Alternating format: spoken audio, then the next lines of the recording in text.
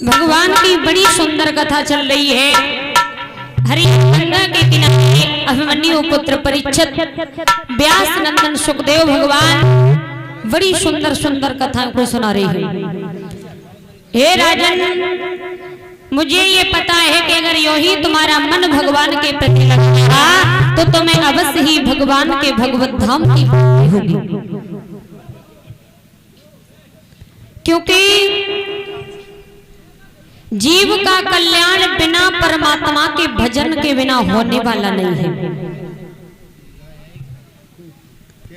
हमें भगवान का भजन भी धीरे धीरे करना चाहिए, ग्रस्त जीवन को भी काटना चाहिए, लेकिन परमात्मा को कभी नहीं भूलना चाहिए। सुखदेव भगवान समझाते, हे राजन परीक्षित, भगवान का भजन धीरे धीरे करते रहोगे ना तो एक न एक दिन उस परमात्मा के पास अवश्य पहुंच जाओगे, क्योंकि भगवान को पाने के लिए हमारा तुम्हारा रास्ता तो एक ही है, लेकिन हमें तुम्हें ये निर्भर करता है कि हम कितनी जल्दी भगवान के पास पहुंचे। परीक्षित जी, मान लो यहाँ से हमें करेल जाना है तो हमें तुम्हें जाने के लिए रास्ता एक ही है, लेकिन अगर तुम गाड़ी से जाओगे तो थोड़े जल्दी पहुंच जाओगे और साइकिल से जाओगे तो बाद में पहुंच पाओगे। ऐसे ही भगवान के पास जाने के लिए हमारा तुम्हारा एक ही रास्ता है, लेकिन ये हमारे तुम्हारे ऊपर निर्भर करता है कि मैं कितनी जल्दी परमात्मा का भजन करूं जो परमात्मा हमें मिल जाए।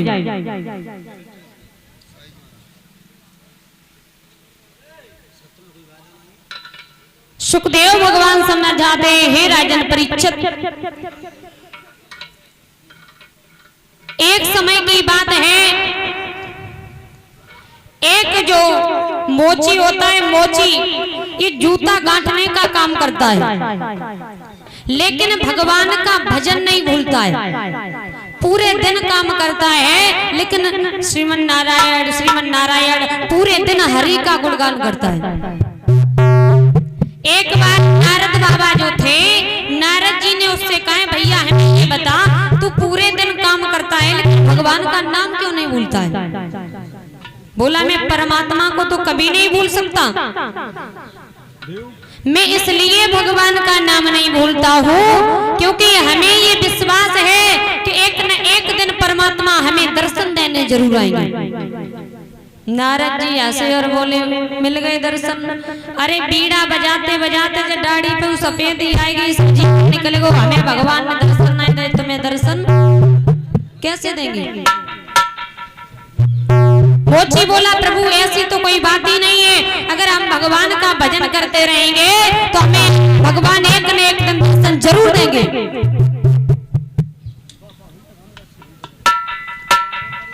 नारद जी जो थे, नारद बाबा वहां से चले, भगवान के पास गए और एक बात कही है, प्रभु हमें ये बताओ, एक मोची है, सारे दिन काम करता है लेकिन तुम्हारा नाम लेना बंद नहीं करता है, क्या तुम उसे दर्शन देने जाओगे? भगवान ने कहा, जाएंगे, लेकिन जाएंगे कब? एक पीपल का वृक्ष खड़ा है और उस वृक्ष में जितने पत्ते लगे हैं उतने वर्ष बीत जाएंगे, उसके बाद दर्शन देने जाएंगे। अब समझ लो, एक पत्ता झड़ जाएगा, दूसरा फिर उग जाएगा, एक फिर गिर जाएगा, तीसरा फिर उग जाएगा, पत्ते कभी गिनती हो ही नहीं पाएगी। नारद जी आए, उस मोची से कहा, भैया मैंने आज भगवान से कुछ बात की, क्या तेरे दर्शन देने के लिए पूछा तो भगवान ने ये कहा है कि जो वो पीपल का वृक्ष खड़ा है उसमें जितने पत्ते हैं उतने वर्ष बीत जाएंगे, उसके बाद मैं दर्शन देने आऊंगा। मोची ने जैसे ये सुना है कि भगवान हमें दर्शन तो देने आएंगे, बड़ा खुश हुआ और प्रसन्न हो गया, क्योंकि भगवान ने ये तो कहा है कि मैं दर्शन देने जरूर जाएंगे।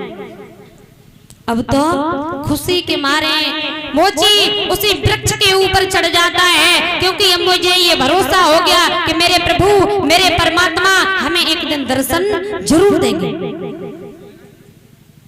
खुशी में नाचने लगा है, उस वृक्ष के ऊपर जाता है, लेकिन हुआ क्या है, वृक्ष की तब तक एक डाली टूट जाती है।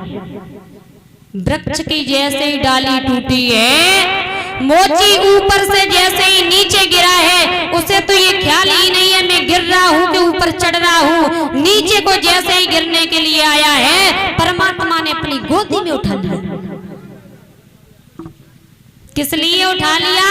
क्योंकि उसने भक्ति कर ली है, उसने भजन कर लिया, उसे ये विश्वास था परमात्मा हमें दर्शन देने आएंगे, तो खुशी के मारे वो नाच रहा है।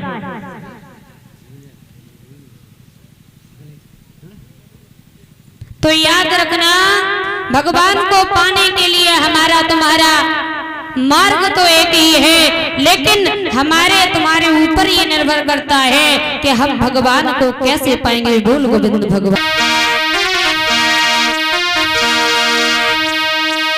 चली जा रही है भैया उम्र धीरे धीरे, चली जा रही है भैया उम्र धीरे धीरे,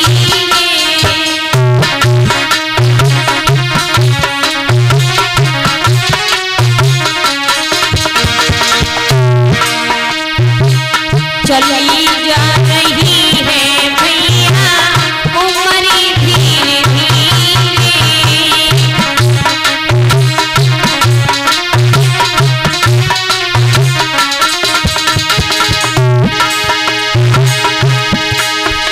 जो करते रहोगे भजन धीरे धीरे, चली जा रही है उम्र धीरे धीरे।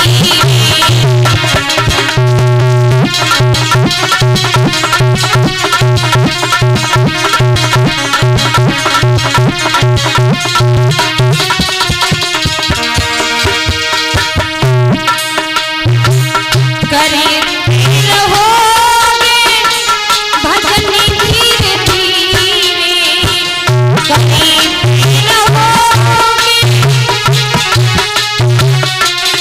तो मिल जाएगा वो सजन धीरे धीरे, मिल जाएगा वो सजन धीरे धीरे, चली जा रही है भैया उम्र धीरे धीरे।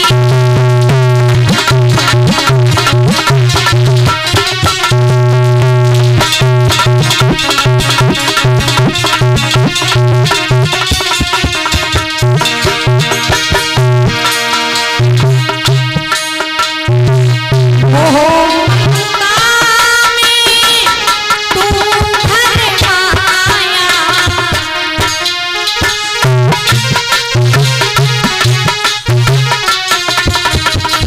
ओहो ममता में तू धर्माया,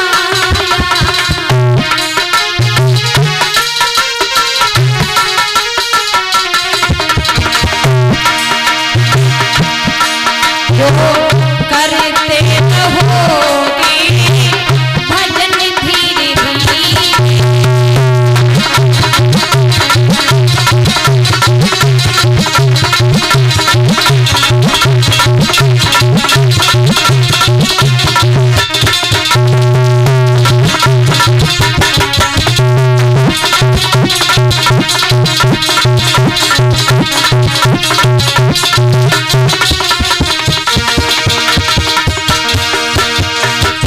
चली जा रही है भैया उम्र धीरे धीरे, चली जा रही है भैया उम्र धीरे धीरे।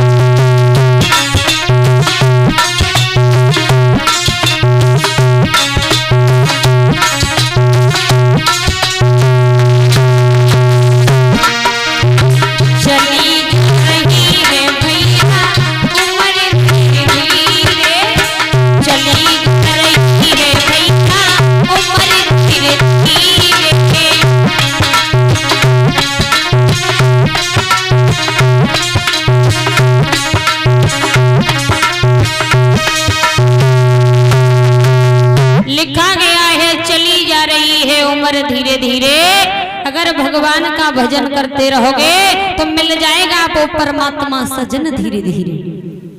सुखदेव भगवान समझाते हैं राजन परीक्षित, बड़ी सुंदर भगवान की कथा आप श्रवण कर रहे थे। कल भी बड़ी सुंदर भगवान की कथा को सुना था, किस प्रकार से महाराज हरिश्चंद्र जैसे दानी राजाओं ने सत्य के पीछे अपना नाम कमाया है। और अभी भी आप बड़ी सुंदर कथा श्रवण कर रहे थे। सूर्य वंश में मर्यादा पुरुषोत्तम भगवान श्री राम ने किस प्रकार से अवतार को धारण किया है, और अवतार धारण करने के बाद किस प्रकार से भगवान श्री राम ने सीता जी के साथ में विवाह किया है। धन्य है ऐसी माताओं को जिनकी कोख से भगवान श्री राम और कृष्ण जैसे बालकों का जन्म हुआ है।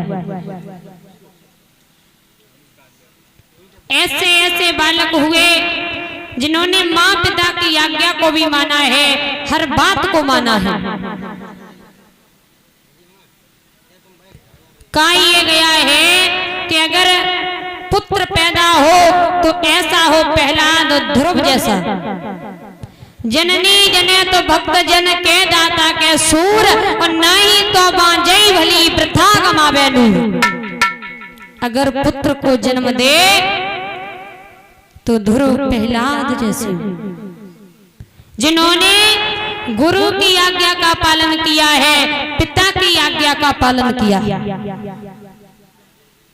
गुरु विश्वामित्र के साथ जंगल में जब भगवान श्री राम गए थे तो भगवान ने बिना गुरु की आज्ञा के कोई कार्य नहीं किया है।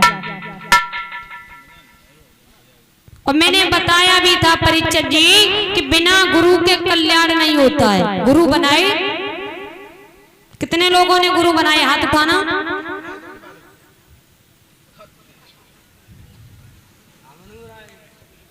आधे लोगों ने बनाए और आधे लोगों ने नहीं बनाई। गुरु बनाना बहुत जरूरी होता है, क्योंकि बिना गुरु के हमारा तुम्हारा कल्याण नहीं है। एक बात और बताएं परीक्षित जी, अब चेला कोई नहीं बनना चाहता है, सब ये सोच रहे हैं हम कब के गुरु बन जाएं, हैं? गुरु किस लिए बनाना जरूरी होता है? गुरु बिन भवन तरे न कोई, चैन शंकर विरंच सम होई। भगवान शंकर के समान क्यों न हो, लेकिन बिना गुरु के कल्याण उसका भी नहीं है।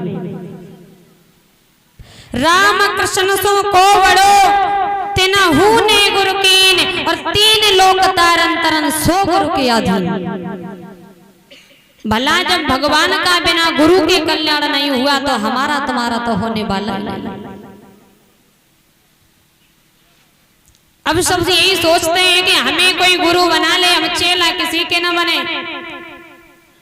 परीक्षित महाराज गले न गुरु आ फिरे, गले न गुरु आ फिरे, कंठी वाला ले और स्वर्ग में जाओ चाहे नरक में, हमें दक्षिणा तुम्हारा कल्याण होए या ना होए, हमें तो दक्षिणा से मतलब है।